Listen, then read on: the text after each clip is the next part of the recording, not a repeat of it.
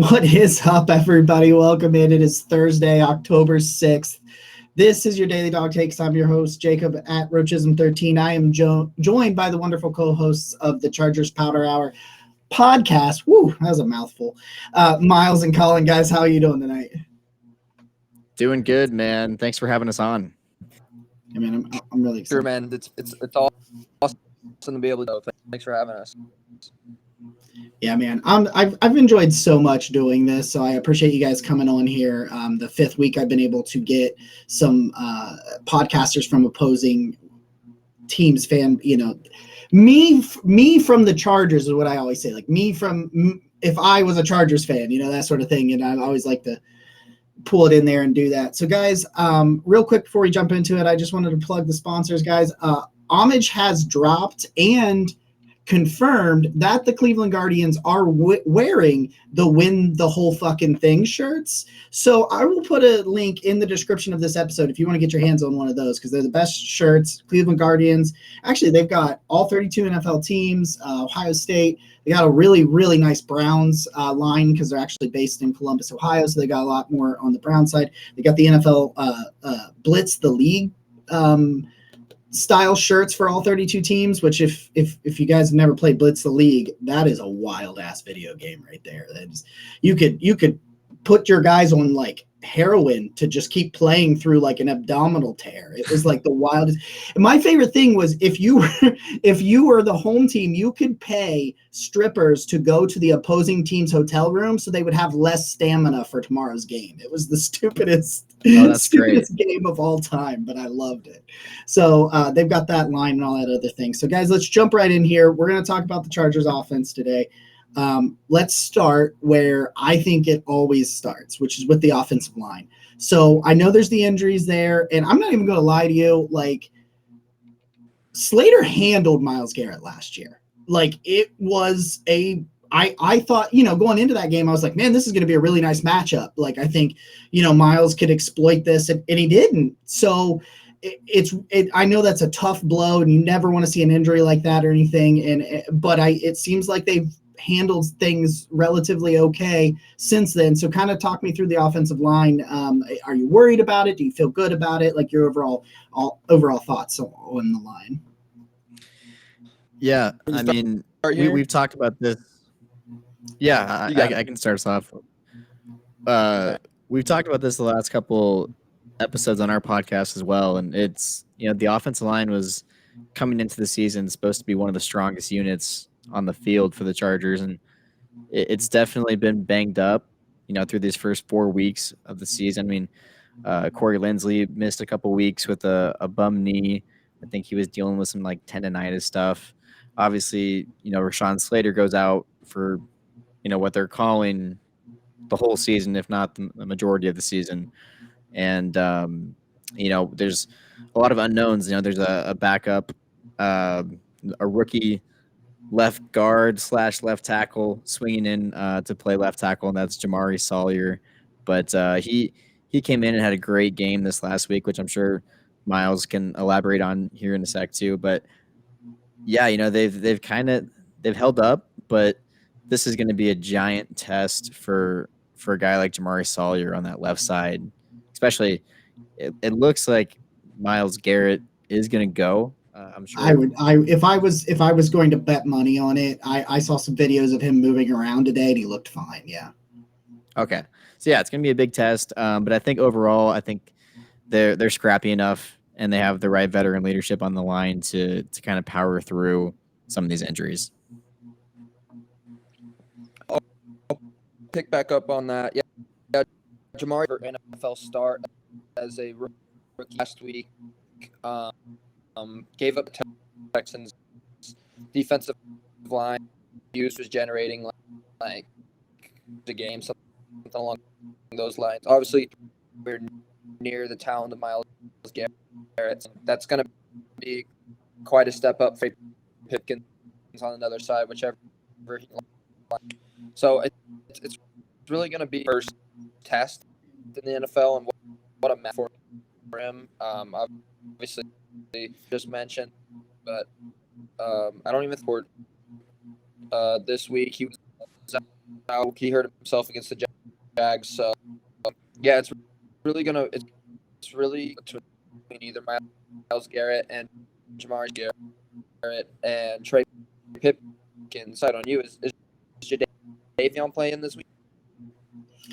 So right now, I was told in walkthroughs this morning that he participated in walkthroughs, but he did not practice. He missed the last 2 games. I really thought he was going to play in Atlanta. So he has not practiced this week, but I mean, he's been out since late in that Jets game. So I think he's going to play, but I mean, he hasn't practiced since that game yet. So What's he dealing with? Yeah. It's an ankle. Yeah. So ankle? Okay. yeah, he goes down with an ankle. It hasn't been a high ankle sprain, so it's not that sort of, the dooming 3+ weeks ankle injury that almost never goes away if you're especially a defensive lineman with that. But yeah, he goes down with that ankle injury against the Jets, and I haven't seen him, but they did say it looked like he was in walkthroughs. And Clowney is also, last year especially, it's not uncommon for him not to practice. Dude may take off all of practice and then just show up on Sunday and play relatively well. And they need him. They need him because we'll transition to some of these skill positions and talk about the running attack, because last week the run game for Atlanta is why they won that football game. They had a drive, and I have never seen this, and I have watched miserable Browns football for a long time. And they had a drive where they ran 10 plays, 75-yard touchdown drive. They didn't call a single pass play. They ran the football, 75 yards, 10 consecutive plays down the field. They scored a touchdown. So Miles Garrett and Jadeveon Clowney, they don't play. Clowney is really important into what the Browns want to do in the run game. Eckler in that running attack hadn't been a lot until this week, right? It was kind of stifled, did some things here and there. And I understand you guys talk about it. It really tells me a little bit. I didn't realize how much they were dealing with the injuries outside of Slater, because it just doesn't get a lot of that national press and that sort of thing when you the smaller, to a guy like me, I don't hear that sort of thing is what I'm saying. But so that kind of makes sense. So where do you feel with Eckler and anybody behind him? You feel good that they could exploit what the Browns struggled with, especially the Browns really don't have very many D tackles that are worth talking about. Yeah. Do you want me to start this one, Miles, or? For Colin. All right. Well, the run game has been somewhat of a roller coaster for the Charger fans really this year, and the Chargers. But that the Chargers are a left side running team. You look at the left side of Rashawn Slater, Matt Filer, and Corey Linsley. That's where they're going to want to go. And they have a rookie right guard who's played very well in Zion Johnson, and a first-year starter and Trey Pipkins, who's done quite well. But I honestly don't know why the running game hasn't taken off more than it has. The ingredients are there. I think a lot of it is how Joe Lombardi is, schemes his offense. I mean, when you have Justin Herbert, you're going to want to pass first, and especially when you have those weapons too. You mentioned Eckler. He's one of those all-purpose guys that you just don't see a lot of anymore. And he doesn't do one thing amazing, but he does everything really well. And he's really good out of the backfield catching the ball. So it's sometimes you don't really need to run the ball when you can dump the ball off to Eckler, and he can take it 8-9 yards. It might as well just be a little pitch pass anyways. So they need to get it going. I wish they would give more looks at the rookie Isaiah Spiller. He hasn't really had a chance to play yet. They brought in Sony Michel right before the season started off waivers from Miami, and they've given him a fair share of the workload. But I would like to see them mix it up, give Josh Kelly, he's a back that should get more snaps, something to get the run game going. But if Clowney and Garrett are back this week, that I mean, that's a completely different defense that you're talking about. So, we'll see how it goes, but I'm interested to see what Miles' take is here. I'm gonna pretty much going with that, but Matt last year from Pittsburgh, and we had We're having a little bit of audio issues with you, Miles. You're kind of cutting in and out here. I don't know if it's like what it is. If it could be my computer. Let me try again. Let me know if you can stop me. I'm cutting out again. Can you hear me? Yeah, for A the little most bit part. better. Damn, it could be. It definitely could be bugs. All right, I'll hold you guys down, I guess. But I'll go for a little bit. You let me. But yeah, we brought in Matt Fire and year with us last year, and he just has me taken definitely a massive down, I would say, this year. Obviously, when we have Slater out there, is that sign to run towards.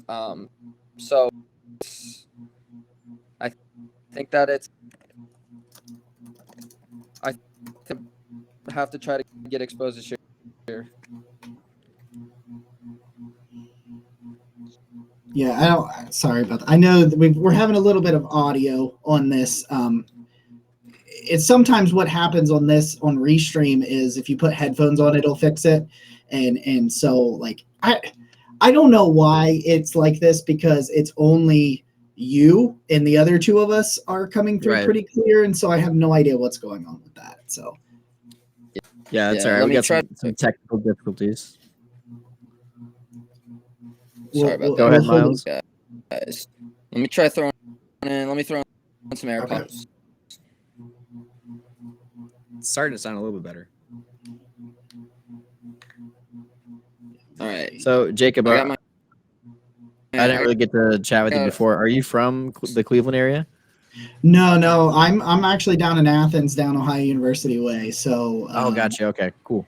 Yeah, so I've always been in this area down here, but it's like my dad cursed me to be a Browns fan at a young age, so here we are. Right. Yep. That's I'm the same exact way. So all right, I know all about that. How about now? Headphones in now. It's better. It's a little bit better. Yeah. I don't know. Colin and I have our fair share of difficulties every now and then, and everything. Yeah, we use a different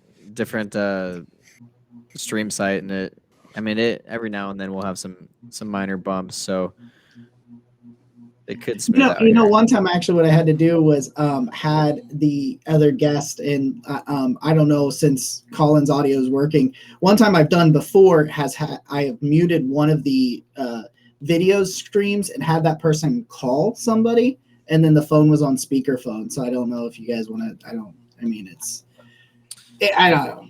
We could try it. It's one thing I've done before. Is he able to like leave and then rejoin?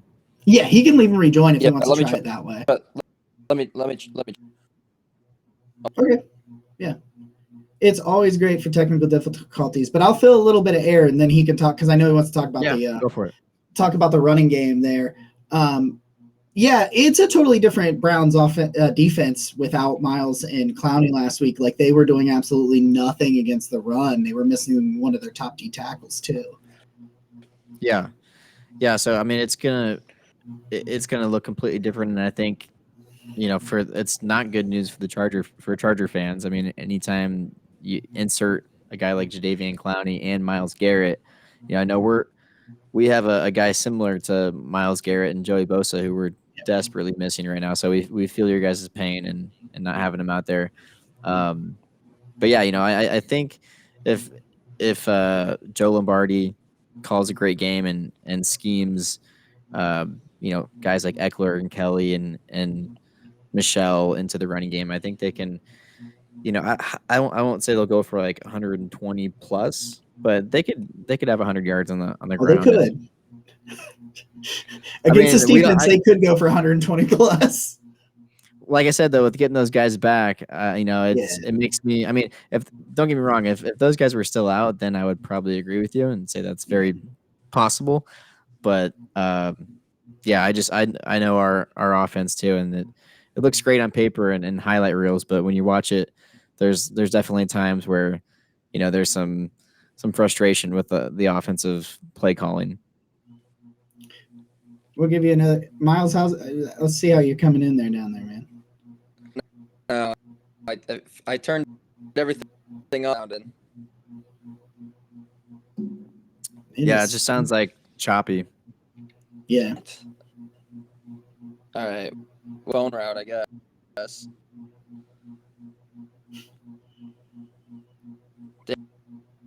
Hold on. Yeah. I don't know sometimes with some of these audios from time to time on these streaming sites. They're great when they work, and then you get into moments like this, and you're just trying to right. go through it, and you're like, you can go through that sort of thing. All right, here. So what we'll do is we're gonna get him in the audio. So I'll mute his regular audio so it doesn't come through, and then you can. If you want to do it that way, it probably comes through. I've had people talk on speakerphone before. Just I put it next to like the mic, and then like as long as the volume's up, you should be able to hear it, and it'll go through.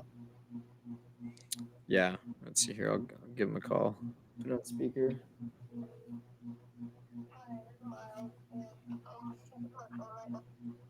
Is your voicemail from when you're like 9 or what? I was like, that is not Miles. Oh, that is a child. He was like nodding for anybody listening to the audio version and it can't not see us deal through this the fun technical difficulties. It's fun, man. I love it. I love doing this. I love the way how real things can be sometimes because you just can't get technology to agree to you. Yeah, no, I was like when I was like, damn, is this the right number? That was weird. That was a trip. All right.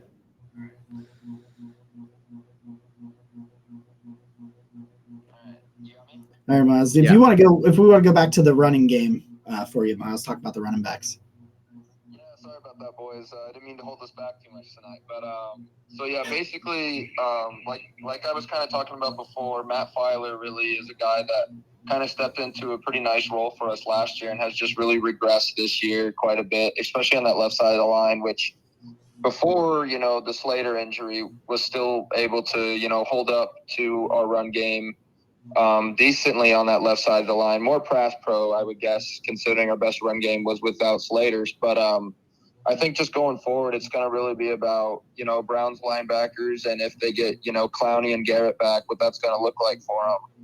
And then obviously, Jeremiah Owusu-Koramoah, I always butcher that name, but, a guy like that is really somebody that can be a threat in the run game, just filling those holes for him. But yeah, I think we do have a good array of backs. We got Austin Eckler, obviously the do-it-all back, and then Sony Michel is also a guy who, I'm not super high on, haven't really seen a ton out of him this year, but we're still giving him carries for some reason.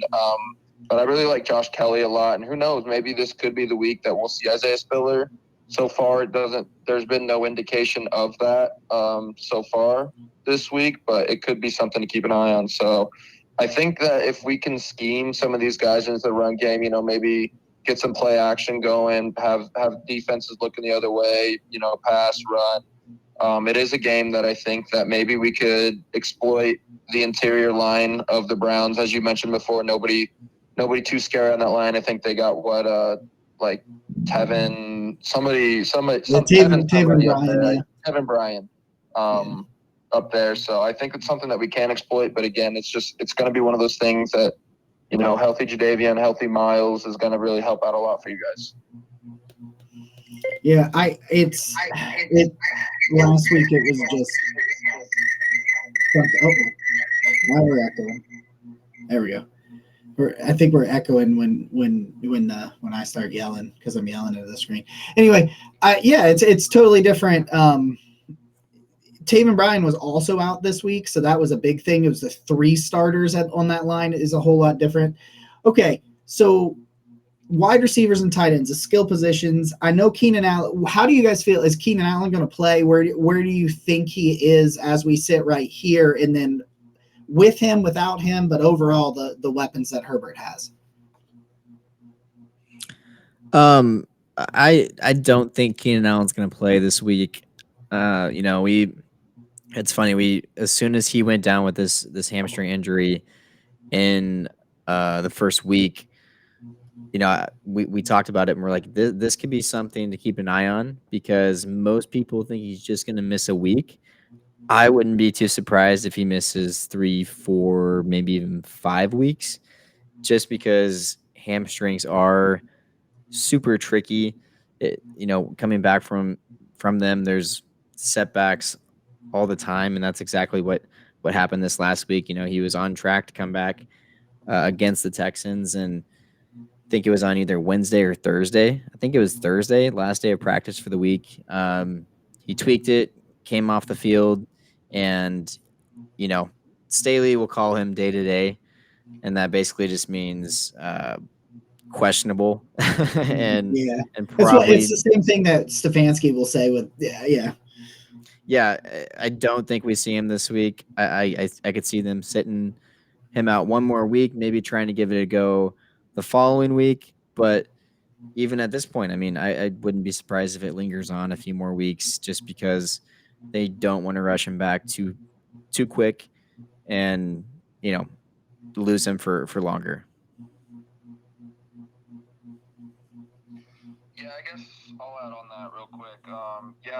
Staley did mention it feels like Keenan Allen's been week to week for like months now, even though we're only a month into the season, or day to day, excuse me. But I don't think he's playing this week either. We thought he would have a good chance to play last week, and then there was a practice where he walked off the field with his trainer. So obviously not a good sign. And he was not seen at practice today, did not practice today. So I would not be too concerned about Keenan Allen going forward, but or for you guys this week anyway. But I do expect the rest of our receiving core to be available this week, including Mike Williams, Josh Palmer. Let's see, DeAndre Carter, and then we had some other guys that Colin and I are personally fans of, and Michael Bandy especially, who did get called back down to the practice squad this week, but was available and played last week, who could be kind of a Keenan Allen type weapon, great route runner, great, third down receiver. Hopefully they call him back up. But for Keenan Allen's sake, I don't expect him to play this week, and it could be a few more weeks going forward. So I guess we'll just see on that. And then the second half of that question was something about, you said something about the weapons that Herbert has. Yeah, just how you feel about the rest of the weapons that he has. I mean, I think we're finding out that, Justin Herbert is just one of those dudes. And, as great as it is, I mean, weapons definitely make a difference. We definitely miss having guys like Keenan Allen, but this guy is just able to spread the ball pretty much everywhere. And I mean, there's no, he shares it to everybody. And I think that is just kind of who he is. And he wants everyone to get in on the action. One of my first bold prediction of the year was that the first touchdown of the season was going to be to a rookie fullback, and that was exactly what happened. So, it's just like, wait, what? So, he's going to find whoever's open, and it's just really fun to watch. We're really spoiled, and I think, but yeah, anytime you have an Austin Eckler, Mike Williams, Josh Palmer, Gerald Everett, who's been a stud for us so far this year at the tight end position, it definitely makes this game of football a lot easier. Yeah. When you gotta, because like I look at the Browns with Jacoby Brissett, and you get a lot of like, he needs to be put in. Like, I think Brissett's actually played really well. It's not just the scheme, but I think he has to be schemed up well to be effective.